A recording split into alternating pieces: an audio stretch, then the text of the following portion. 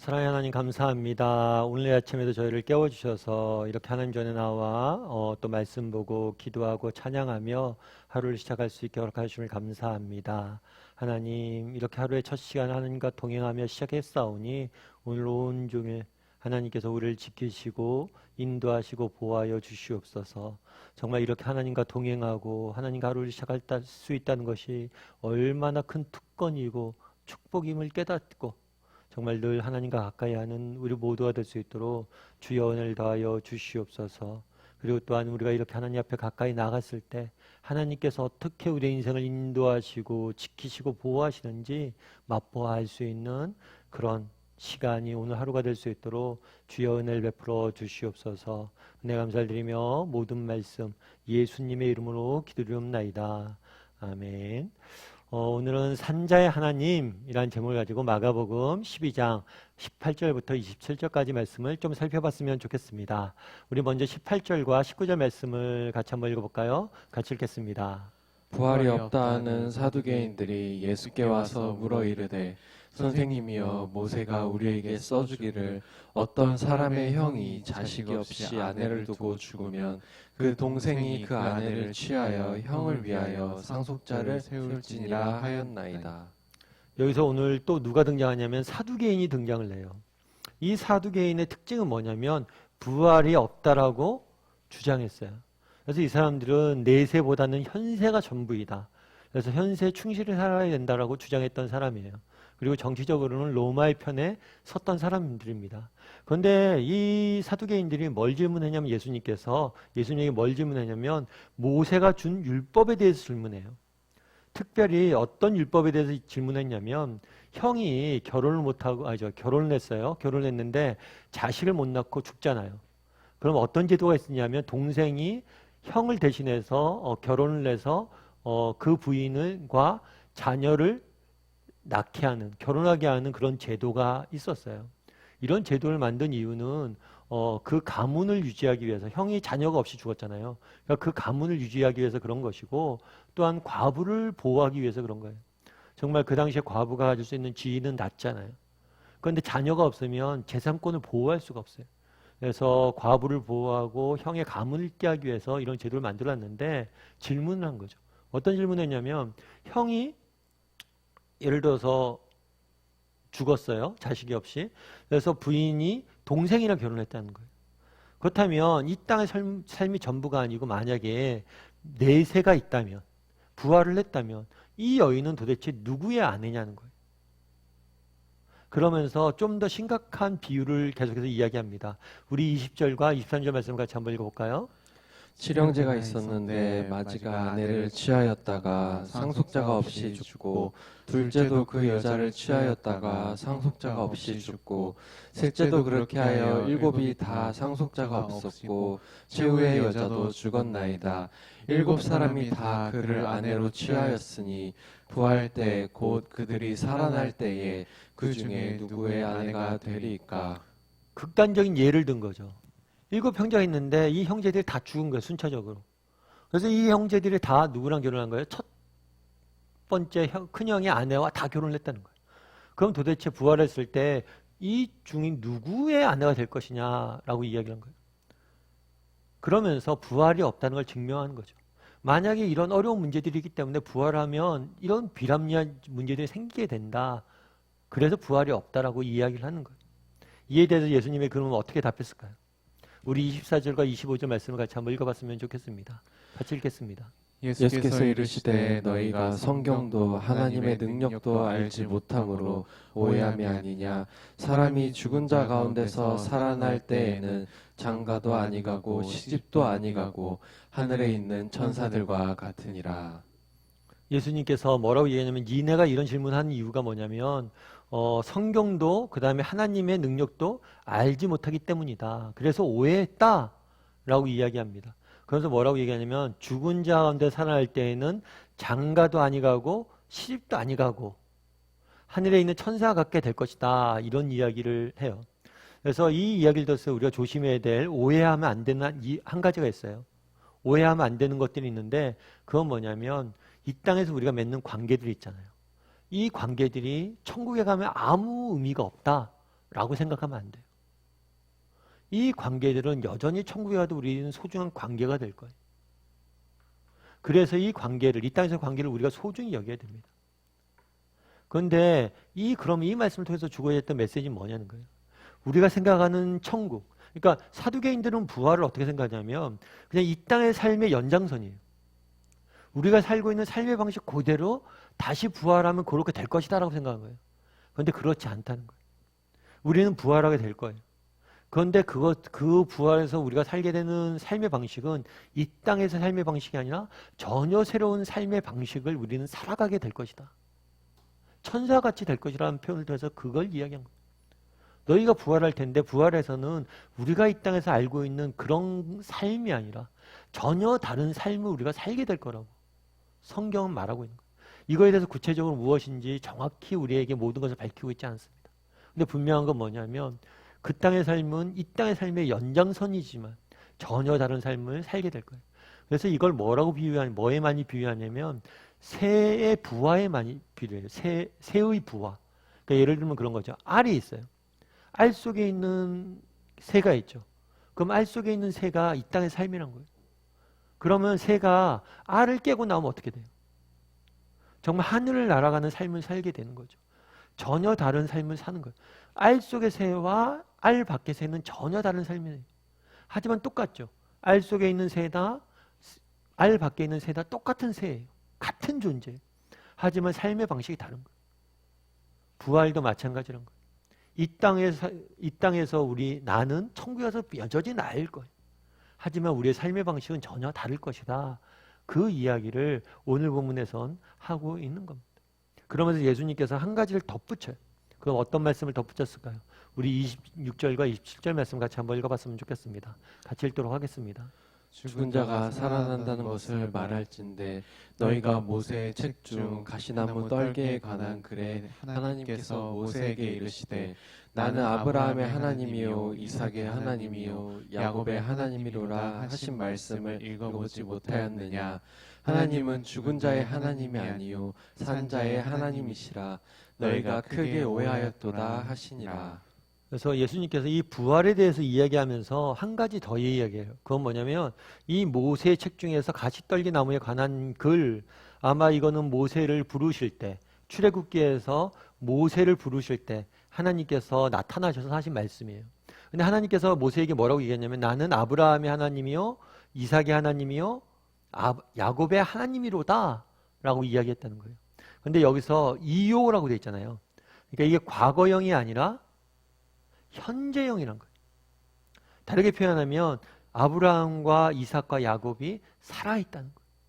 지금 아브라함의 하나님이고 야곱의 하나님이고 요셉의 이삭의 하나님이란 거예요. 그래서 부활이 없다라고 주장했잖아요. 아니란 거예요. 아브라함도 이삭도 야곱도 다 살아있다는 것을 의미한다는 거예요. 그러면서 뭐라고 붙여요? 나는 죽은 자의 하나님이 아니라 뭐예요? 산 자의 하나님이다. 그들이 살아있다는 거예요. 아브라함과 이삭과 야곱이 아직 육신은 있지 않았지만 그 영혼이 살아있다는 거예요. 그래서 예수님께서 이날에 준 메시지는 뭡니까? 부활이 없다라는 사두개인들에게 아니란 거예요. 부활이 있다는 거예요. 전혀 새로운 삶을 살게 될 거란 거예요. 그러면서 그들은 여전히 살아있는 나는 산 자의 하나님이란 거죠. 그럼 여러분들은 어떻습니까? 정말 우리가 죽음 이후에 부활이 있음을, 영원한 생명이 있음을, 진짜 우리의 삶이 있음을 믿습니까? 그걸 믿냐는 거예요. 혹시라도 우리에겐 사두개인과 같은 모습은 없는지 한번 돌아봤으면 좋겠어요. 그리고 정말 우리가 부활이 있고 영원한 삶이 우리를 기다리고 있다면, 그걸 진짜 믿는다면 내 삶은 어때야 될까? 제가 예전에 어떤 책에서 읽은 이야기가 하나 있어요.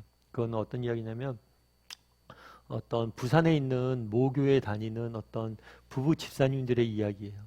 이 부부 집사님 원래는 부인만 믿었대요. 그런데 부인만 믿고 부인만 신앙생활을 하다가 남편을 어렵게 전도를 했어요. 남편도 이렇게 교회 나와서 예수님을 믿게 됐어요. 그래서 예수님을 잘 믿어서 부부가 같이 봉사도 하고 열심히 예수님을 잘 믿었어요. 그런데 하루는 굉장히 비극적인 소식을 접하게 됩니다. 그건 뭐냐면 그 아들이 두 아들이 있었는데 아들 중에 한 명이 이태리에 성악을 하려고 유학을 갔어요. 그런데 이태리에서 자동차 사고가 나는 바람에 아들이 죽게 된 거예요. 그 소식을 듣고 비행기를 타고 아들을 데리러 가는 길이었대요. 비행기를 타고 가는데 그 옆에 이제 사람이 앉아 있었는데 이 남자 집사님이랑 부부가 가면서 그 옆에 있는 사람에게 장시간 비행을 하잖아요. 그래서 인사도 나누고 이런저런 얘기를 하다가 전도를 했나 봐요. 예수님을 믿으라고. 그랬더니 이 전도를 받은 사람이 이렇게 보니까 이 사람 목사도 아닌 것 같은데 성직자도 아닌 것 같은데 왜 나를 전도하나 이런 생각이 들어서 물어봤대요. 당신 뭐 어떻게 된 거냐? 그랬더니 이 사람이 자초지종을 설명한 거예요. 나는 뭐 어느 교회 다니고 집사하고 그러면서 자기가 이태리 가는 이야기도 소개를 한 거예요. 설명한 거예요. 아들이 죽어서 가는 길이다. 이 이야기를 듣는 전도받았던 사람 입장에서는 그런 형편이 되면 하나님을 저주하고 원망해도 시원찮을 판에 자기한테 하나님을 전도하고 있다는 거예요. 그래서 이 부부 집사의 모습이 너무나 놀라워서 예수님을 믿게 됐다고 그러죠. 그러면서 이 부부 집사님이 쓴 글에서 이런 이야기를 했어요. 사람들이 저를 보면 돌았다고 생각할지 모릅니다. 그러나 제가 이렇게 이상한 짓을 할 수 있는 이유가 딱 하나 있습니다. 그것은 하나님 나라가 있기 때문입니다. 하나님 나라가 우리 앞에 점점 다가오기 때문입니다. 그 나라에 가면은 내가 당한 이 모든 슬픔에 대한 해답을 주님이 분명히 주실 것이요. 이것이 절대 비극이 아니라고, 이것이 나에게 불행이 아니었다는 분명한 사실이 드러날 것이기 때문입니다. 하나님 나라가 있기에 나는 오늘도 살아갈 수 있습니다. 하늘나라에 대한 소망이 있기 때문에 이 비극도 불행이 아닐 거라는 확신이 있기 때문에 내가 살 수 있다는 거예요. 아들의 비극 앞에서. 그날에 뭐라고 이야기합니까? 나는 죽은 자의 하나님이 아니라 산 자의 하나님이다. 영원한 삶이, 진정한 삶이 우리를 기다리고 있다. 우리에겐 이러한 비전들, 소망들이 있는지 돌아봤으면 좋겠어요. 그리고 정말 산자의 하나님, 그 하나님 나라를 바라볼 줄 아는 사람들에게를 주님의 이름으로 소원합니다. 이 시간 우리 함께 찬양했으면 좋겠습니다. 찬양하실 때 정말 오늘 하루 하나님 나라에 대한 묵상했으면 좋겠어요. 우리에게 돌아올 영원한 나라와 하나님 부활과 영원한 나라를 소망하는 하루가 되게 해달라는 그런 바람을 담아서 우리 함께 꽃들도 함께 찬양했으면 좋겠습니다.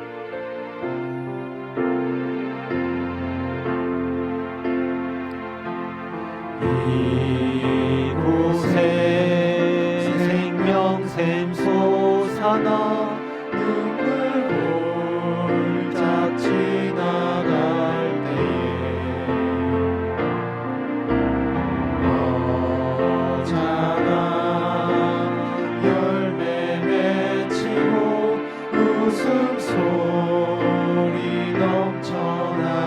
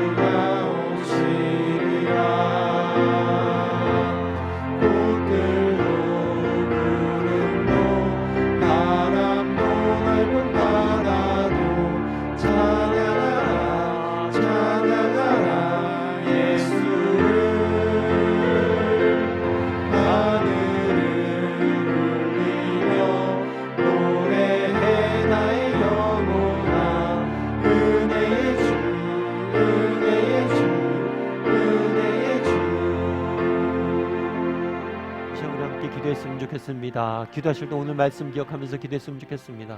오늘 말씀에 무엇이라고 말씀하십니까? 나는 죽은 자의 하나님이 아니라 산 자의 하나님이라고 이야기합니다. 정말 우리에게는 부활과 영원한 생명이 기다리고 있습니다. 우리의 진정한 삶은 아직 오지 않았습니다. 정말 우리도 그 나라를 바라보게 도와달라고, 정말 도래할 하나님 나라를 바라보게 해달라고, 그 나라를 바라보고 그 나라를 소망함으로 이 땅을 살아가는 사람들이 되게 해달라고 기도했으면 좋겠습니다.